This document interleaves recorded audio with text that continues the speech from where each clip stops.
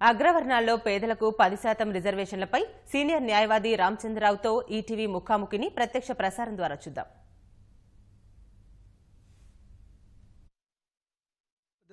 కేంద్ర ప్రభుత్వం ఆర్థికంగా వెనుకబడిన వర్గాలకి ముఖ్యంగా పేదల్లో అగ్రవర్ణాల్లో వెనుకబడిన వర్గాలకు రిజర్వేషన్ కల్పిస్తూ 10% రిజర్వేషన్ కల్పించాలని తీసుకున్న నిర్ణయం పట్ల, అదేవిధంగా ఇది రాజ్యాంగబద్ధంగా, అదేవిధంగా ఈ ఎలాంటి అవకాశాలు ఉన్నాయి, ఈ సుప్రీంకోర్టు అదేవిధంగా చట్టపరంగా ఏ మేరకు నిలబడుతున్న అంశాలపైన రాజ్యాంగ నిపుణులు, అదేవిధంగా మాజీ అడ్వకేట్ జనరల్ ఎస్ రామచంద్ర గారు మనతో ఆయన అడిగి మరిన్ని వివరాలు తీసుకుందాం. సార్ నమస్కారం. సార్ కేంద్ర ప్రభుత్వం ఇవాళ తీసుకున్న నిర్ణయం రాజ్యాంగబద్ధంగా ఏ మేరకు సబబు, అదేవిధంగా ఇది కోర్టులో నిలబడే అవకాశం ఉందా? ఇప్పుడు ఈ రిజర్వేషన్ అనేది పూర్తిగా మనం ఆలోచించాల్సిన విషయం. ఎందుకంటే అసలు రాజ్యాంగ పరంగా మొదట అనుకున్నది ఏంటి, ఇప్పుడు జరుగుతున్నది ఏంటి అనే విషయం తెలుసుకోవాలి. మొదట 1950లో మన రాజ్యాంగం వచ్చింది అమల్లోకి. అంత మునుపు గవర్నమెంట్ ఆఫ్ ఇండియా యాక్ట్ 1935 అని ఉండింది. ఆ పరిస్థితులు అంత మునుపు బ్రిటిష్ గవర్నమెంట్ వచ్చిన తర్వాత 1935 యాక్ట్ స్టేజ్కి వచ్చేటప్పటికి ప్రజల్లో కులాలతో, మతాలతో, క్యాస్ట్తో, ఏ విధమైన రీజన్స్తో సంబంధం లేకుండా అందరు సిటిజన్స్కు ఈక్వాలిటీ ఏర్పరచాలి అనేది రాజ్యాంగ ఆశయం. అంటే అసమానతలు ఉన్నాయి, అవి కులం వల్ల కానీ, మతం వల్ల కానీ, చారిత్రాత్మక కారణాల వల్ల కానీ, వెనకబడ్డ కారణాల వల్ల ఉన్నాయి. కాబట్టి మనం అందరికీ ఈక్వాలిటీ ఏర్పరచాలని, అంటే equality is the creed of constitutionalism అంటారు. అంటే ఈక్వాలిటీ, సమానత్వం అనేది రాజ్యాంగం యొక్క ముఖ్యమైన ఆశయం. అందువల్ల ఈ రిజర్వేషన్స్ అన్ని మొదలుపెట్టి చారిత్రాత్మకంగా కొంతమంది, కొన్ని కులాల వాళ్ళు, కొన్ని మతాల వాళ్ళు, కొన్ని జాతులు విపరీతంగా వెనకబడి ఉన్నాయి కాబట్టి వాళ్ళకి ఏదైనా ఎక్స్ట్రా ప్రొటెక్షన్ ఇవ్వాలి కాబట్టి మనం రిజర్వేషన్ చేద్దామని మొదలుపెట్టారు. అంటే అనుకున్న ఈక్వాలిటీకి ఇది బొక్క పెట్టడం మొదలుపెట్టాడు.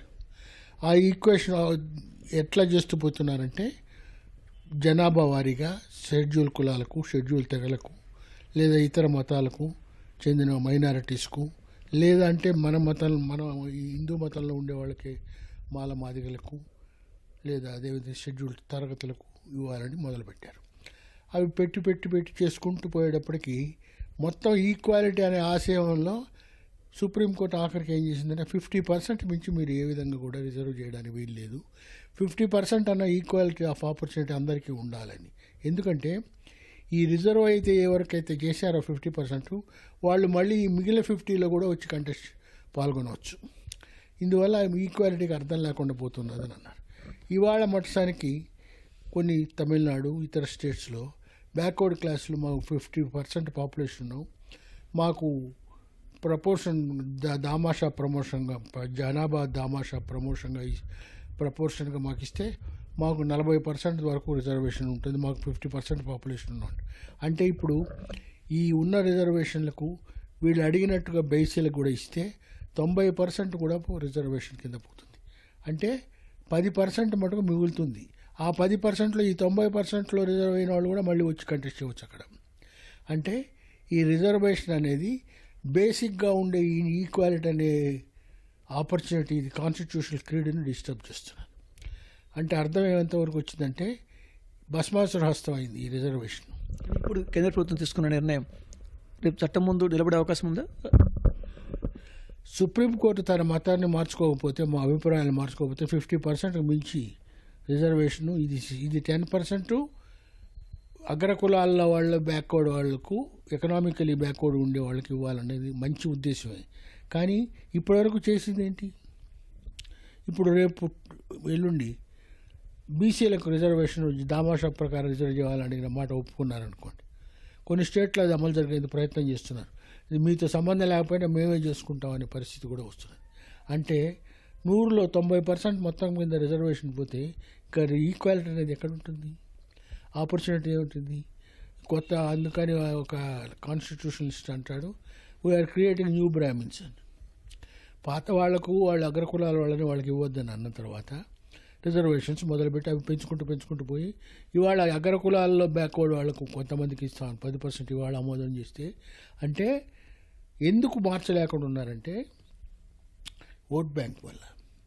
ఓట్లు పడితే ఇప్పుడు అసలు అంబేద్కర్ వాళ్ళు అనుకున్నప్పుడు నెహ్రూ గారు, రాజేంద్ర ప్రసాద్, అంబేద్కర్ వాళ్ళందరూ మొదట రాజ్యాంగాన్ని ఫ్రేమ్ చేసినప్పుడు ఇవి 10 ఏళ్లే ఉంటాయన్నారు. ఇప్పుడు రిజర్వేషన్లు తీసేస్తామని ఎవరైనా చెప్పగలిగే రాజకీయ నాయకుడు సెంటర్లో కానీ స్టేట్లో కానీ ఏ పార్టీలో ఉన్నారా? ఉండగలరా? రాజ్యాంగ స్ఫూర్తి ఎలా ఉన్నప్పటికీ చట్ట ప్రకారం రేపు పార్లమెంట్లోకి వెళ్ళి చట్టం చేస్తే ఈ రిజర్వేషన్స్ని 10% పెంచడం ద్వారా సుప్రీంకోర్టులో నిలబడే అవకాశం ఉందా? ఇది న్యాయ ప్రకారం అయితే సుప్రీంకోర్టు ఈక్వాలిటీ అనే ఆపర్చునిటీని ప్రొటెక్ట్ చేయదలుచుకుంటే 50% మించి ఎటువంటి రిజర్వేషన్లు చెల్లవని చెప్తారని నేను అనుకుంటాను. చట్టం చేసినప్పటికి కూడా ఆ చట్టాన్ని కొట్టేయవచ్చు. ఆ చట్టాన్ని చాలామంది ఛాలెంజ్ చేస్తారు. ఛాలెంజ్ చేసినప్పుడు సుప్రీంకోర్టు దాకా తప్పకుండా వెళ్తుంది. అప్పుడు ఇక్కడ ఈ 10% సంగతి ఏమో కానీ బ్యాక్వర్డ్ క్లాస్కి 30% మోరు అటువంటి మటుకు నిలవు. ఏ పరిస్థితుల్లో కూడా సుప్రీంకోర్టు తన 50% రూల్కు నిలుస్తుందని నేను అనుకుంటున్నాను. రాజ్యాంగ సవరణ చేయడం ద్వారా ఒకవేళ రాజ్యాంగ సవరణ ఏందండి? అర్థం లేదు. ఇప్పుడు రాజ్యాంగ సవరణ అనేది పెద్ద విషయం కాదు. మున్సిపల్ లాస్ మార్చినట్టు మారుస్తున్నారు రాజ్యాంగాన్ని. ఇప్పుడు 130 సార్లు మార్చారు. ఏ కాన్స్టిట్యూషన్లో అయినట్టు మార్చారండి? ఎడం చేత్తో ఇచ్చిన హక్కులు కుడి చేత్తో తీసేయడం, కుడి చేత్తో ఇచ్చిన హక్కులు రాజ్యాంగ సవరణ ద్వారా మళ్ళీ మార్చడం. రాజ్యాంగ సవరణలు ఎందుకు ఎట్ట మొదలైనాయి? రిజర్వేషన్ ఎడ్యుకేషను వాటిల్లో రిజర్వేషన్ వద్దని చంపకం దొరరాజన్ కేసు మొదలుపెట్టినప్పుడు ఫస్ట్ అమెండ్మెంట్ మొదలు పెడితే ప్రతి అమెండ్మెంటు కోర్టులు ఇచ్చిన హక్కులు ఇతరులకు ఇచ్చిన హక్కులు అమెండ్ చేస్తూ మళ్ళీ రాజ్యాంగ సవరణ. తమాషా ఏంటంటే మన ప్రపంచంలో ఏ దేశంలో కూడా రాజ్యాంగ సవరణలు కోర్టుకు ఆధారంగా నిలవు. కానీ ఈ దేశంలో కేశవానంద భారతి వల్ల బేసిక్ స్ట్రక్చర్ థియరీ వచ్చిన తర్వాత రాజ్యాంగ సవరణలను కూడా కోర్టులు కొట్టేసే పరిస్థితి వచ్చింది. ఏ దేశంలో కూడా రాజ్యాంగ సవరణలను కొట్టేయలేరు. రాజ్యాంగ సవరణ అనేది కాన్స్టిట్యూషన్ ఈజ్ బైండింగ్. మనది ఇప్పుడు బ్రిటన్లో ఉందనుకోండి, పార్లమెంట్ ఈజ్ సుప్రీం అంటారు. ఇండియాలో కాన్స్టిట్యూషన్ ఈజ్ సుప్రీం అంటాం. ఏం సుప్రీం అండి ఇది? గడేకు దీన్ని మార్చొచ్చు. సింపుల్ మెజారిటీతో మార్చే కాన్స్టిట్యూషన్ అమెండ్మెంట్స్ చాలా ఉన్నాయి. 2/3 మెజారిటీతో మార్చేవి చాలా అన్నీ ఉన్నాయి. అన్అమెండబుల్ కాన్స్టిట్యూషన్ కాదు ఇది. ఇటువంటి అమెండ్మెంట్స్ ఇప్పుడు చేసిన అమెండ్మెంట్స్ అన్నీ కూడా ఇప్పుడు ఫస్ట్ 10 అమెండ్మెంట్స్ అమెరికాలో మారిస్తే American constitution the enlarge the citizens rights. మన ప్రతి అమెండ్మెంట్ మొదలుకొని ఇచ్చిన రైట్లు కట్ చేసుకుంటూ పోతున్నారు. అంటే సిటిజన్స్ రైట్స్ కట్ చేయడానికే కాన్స్టిట్యూషనల్ అమెండ్మెంట్స్ పనికొస్తున్నాయి. అటువంటిప్పుడు ఈ రాజ్యాంగ సవరణ అనేది ఈ సిస్టంలో నమ్మకం పోయేటట్టు అవుతున్నది. కానీ ప్రజల హక్కులు నిలబట్టాలి. ఇప్పుడు కేంద్ర ప్రభుత్వం తీసుకున్న నిర్ణయం అంటే ఎలక్షన్స్ ఎన్నికల ఉద్దేశంతో పెట్టుకున్నది అయినప్పటికీ అగ్రవర్ణాల్లో పేదలకు ఇది కొంచెం మేలు చేకూర్చే విధంగా ఉంది. దీన్ని రాజ్యాంగబద్ధంగా కేంద్ర ప్రభుత్వం వేసిన స్టెప్స్ ఎలా ఉన్నాయి? ఇది ఏ మేరకు నిలబడుతుంది? ఉద్దేశం మటుకు మంచిదే. వాళ్ళు ఏమంటున్నారు? అగ్ర కులాలనేతో సంబంధం లేకుండా ఎకనామికల్గా బ్యాక్వర్డ్ ఉంటే చేద్దండి. ఆ ప్రిన్సిపల్ మొత్తానికి పెట్టాలి. అంటే ఇన్ని కులాలుగా దేశాన్ని విభజించకుండా, ఇన్ని మతాలుగా విభజించకుండా, ఇన్ని రీజియన్స్గా విభజించకుండా దేశంలో ఉండే పేదలందరికీ కులంతో నిమిత్తం లేకుండా ఎకనామిక్ బ్యాక్వర్డ్నెస్ ప్రకారం స్టేట్ కన్సెషన్స్ ఇస్తామంటే బాగుంటుంది. ఈ ఒక్కదానికి ఇస్తే 50% రిజర్వ్ చేసి మళ్ళీ 10% ఇచ్చేది ఉపయోగం. అట్లా కాకుండా ఈ మొత్తాన్ని ఈ రిజర్వేషన్స్ మార్చేసి దేశంలో ఏ ప్రజలైనా సరే కులాలతో మతాలతో నిమిత్తంలో ఎకనామిక్గా బ్యాక్వర్డ్ అయితే వాళ్ళకి ఎడ్యుకేషను, హెల్త్, ఎంప్లాయ్మెంట్ ఆపర్చునిటీస్ సమానంగా కల్పిస్తే బాగుంటుంది. ఇప్పుడున్న పరిస్థితుల నేపథ్యంలో ఇప్పుడు రేపు కేంద్ర ప్రభుత్వం దీన్ని చట్టం చేయబోతుంది, పార్లమెంట్ ముందు కూడా పెట్టబోతుంది. సో ఫర్దర్ ప్రొసీజర్ ఎలా ఉండబోతుంది? వాళ్ళు పెడతారు, మారుస్తారు, దాన్ని క్వశ్చన్ చేస్తారు సుప్రీంకోర్టులో. సుప్రీంకోర్టు 50% మించి చేయవచ్చు అనే ప్రిన్సిపల్ మీద నిలబడితే చల్లదంటుంది. సుప్రీంకోర్టు ఏ ప్రిన్సిపల్ మీద 50% మించి చేయకూడదని చెప్పని అనుకుంటుంది? ఎందుకంటే సింపుల్, సహన్న అన్రిజర్వ్డ్ ఉంటే కానీ ఈక్వాలిటీ నిలవదని. ఇప్పుడు మొత్తం పోతే ఈక్వాలిటీ ఏముంది? ఇక్కడ ఈక్వాలిటీ ఆఫ్ ఆపర్చునిటీ లేదు కదా. రాజ్యాంగ స్ఫూర్తిని ఒకవేళ పార్లమెంట్ మారిస్తే అప్పుడు రాజ్యాంగం బస్ట్ పడుతుంది. రాజ్యాంగ స్ఫూర్తిలో ఇప్పుడు ప్రకారం ఎప్పుడో పోయింది. 50% వరకు పోయినట్టే కదా. ఇప్పుడు 60, 70, 80, 90 అనే పరిస్థితికి వచ్చింది. ఇకపోతే equality of opportunity for citizens ఏముంది? ఇంకా రిజర్వేషన్ ప్రకారమే పోవాల్సి వస్తుంది. కాబట్టి దానికి ఈ సిటిజన్లో basic concept of equality for which constitution is meant is not available, is being obliterated. అది దురదృష్టం. ఈ 10% ఒక ఉన్న 50%లో తీసుకునే అవకాశం ఉందా, లేదా జనరల్ కేటగిరీ నుంచి తీసుకునే అవకాశం అని చెప్పి మీరు అనుకుంటున్నారా?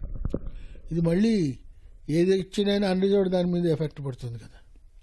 ఇప్పుడు 50ని టచ్ చేయలేరు కదా, ఇంకో మళ్ళీ 10 అంటే 60ని టచ్ చేస్తారు. అంటే ఈక్వాలిటీ ఆఫ్ ఆపర్చునిటీ 40% మిగిలి ఉన్నదన్నమాట. ఇప్పుడు బీసీలు 30% అడుగుతారు, 40% వాళ్ళు ప్రపోర్షన్. అప్పుడు ఇంకో 20-30% పెడితే 80% రిజర్వ్ చేస్తే 20% మిగిలితే అది ఈక్వాలిటీ ఆఫ్ ఆపర్చునిటీ ఉంది. సిటిజన్స్కి ఆపర్చునిటీ మొదట. అందుకనే అంబేద్కర్ వాళ్ళు కొంతమంది they are creating new Brahmins.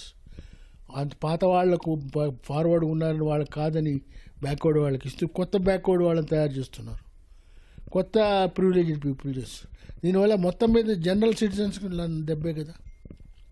కాబట్టి ఈ మార్పులు నా ఉద్దేశంలో ఈ రిజర్వేషన్స్ మొత్తం న్యాయం కాదు, ఇవన్నీ అన్యాయం అని చెప్పే ధైర్యం ఎవరికి లేదు. ఇప్పుడు ఒకవేళ చెప్పగలిగితే ఎకనామిక్ బ్యాక్వర్డ్నెస్ ప్రకారం అందరి సిటిజన్స్కు ఆపర్చునిటీస్ ఇవ్వాలని పెట్టాలి. కేంద్ర ప్రభుత్వం దీనికి సంబంధించి పూర్తి స్థాయిలో అధ్యయనం చేసి ఉంటుంది. మీలాంటి న్యాయ నిపుణుల సలహాలు సూచనలు కూడా తీసుకుని ఉంటుంది. అమెరికా వాళ్ళ క్యాబినెట్ అప్రూవల్ కూడా చేసింది.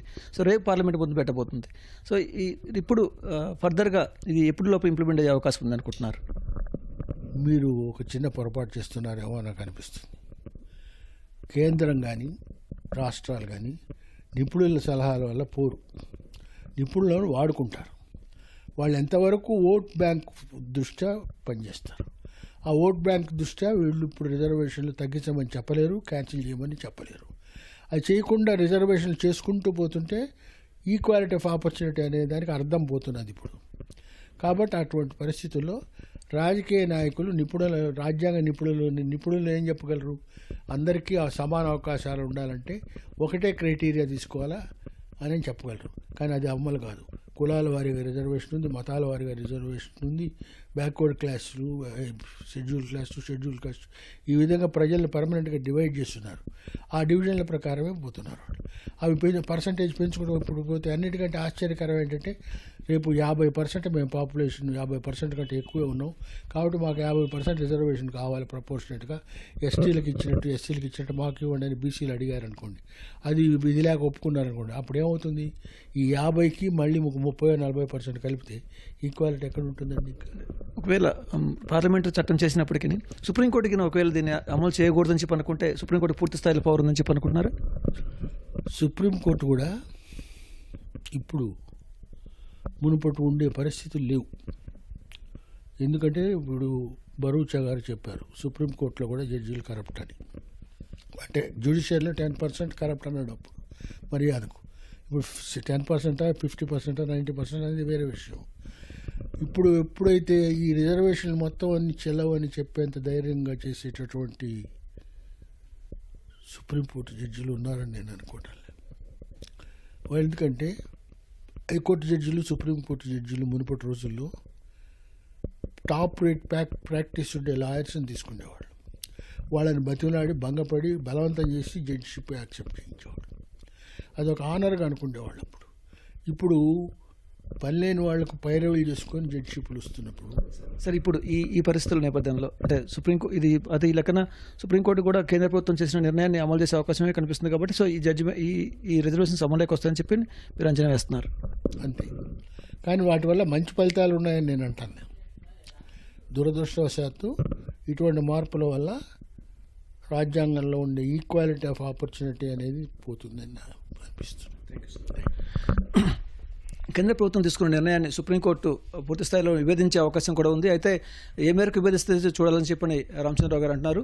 సుప్రీంకోర్టుకి ఒకవేళ equal opportunity to the people అని చెప్పిన నిర్బంధానికి రాజ్యాంగ స్ఫూర్తికి కట్టుబడితే మాత్రం ఈ రిజర్వేషన్స్ అమలయ్యే అవకాశం లేదని చెప్పని ఆయన ధీమా వ్యక్తం చేస్తున్నారు.